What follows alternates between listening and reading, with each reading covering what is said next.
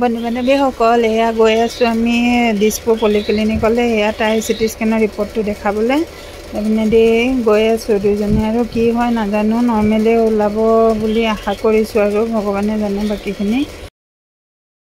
তাৰ চাওকচোন একেবাৰে কোনফালেদি যাওঁ ৰাস্তাই নাই, পানী পানী। অকণমান বৰষুণ দিলেই গোটেই পানী পানী হৈ যায় এয়া অৱস্থা। এইপিনেতো এইটো আমাৰ অফিচটো, এইটো এইপিনেদি অৱস্থা নাই, আগফালে পানী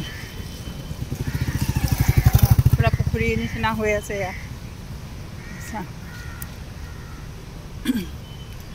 ৰাস্তা নে পুখুৰী নে ধৰিবই নি, কি অৱস্থা।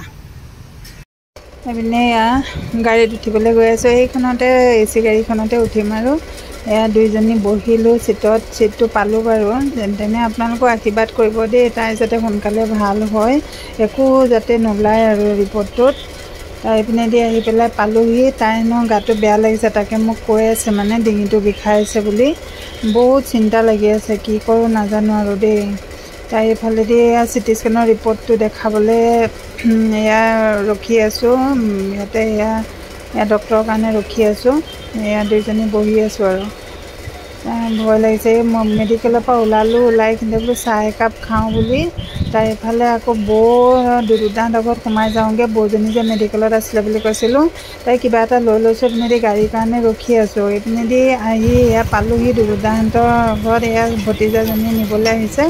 তাই এইপিনেদি বৌক লগ কৰি যাওঁ। আৰু চিটি স্কেনৰ ৰিপৰ্টটোত হাৰ্ডি বাঢ়িছে, অপাৰেশ্যন কৰিব লাগিব বুলি কৈছে অতি সোনকালে, নতুবা নাকেদি উশাহ লোৱাত বহুত কষ্ট হ'ব বুলি কৈছে। সোনকালে ৰিপৰ্ট অপাৰেশ্যন কৰিবলৈ কৈছে। এইপিনেদি আহি দুদাহঁতৰ ঘৰ পালোহি। এয়া চাওকচোন আপোনালোকে।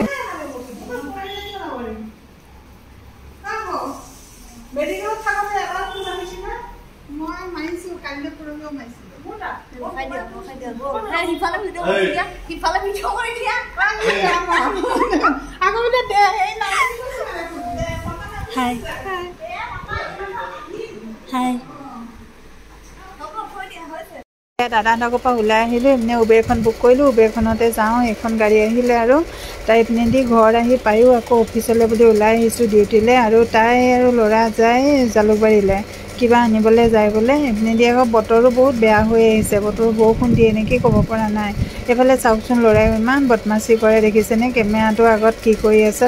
সি কিবা মানে গাই আছে আৰু সেইখিনি আপোনালোকক নুশুনালোঁ, ভাল নালাগিলে, সেইটো কাৰণে নুশুনালোঁ আৰু। বহুত বদমাছ জানেনে, কি ক'ব, ল'ৰাবিলাক এনেকুৱাই নেকি বদমাছ। এয়া এতিয়া অফিচ যাওঁ আৰু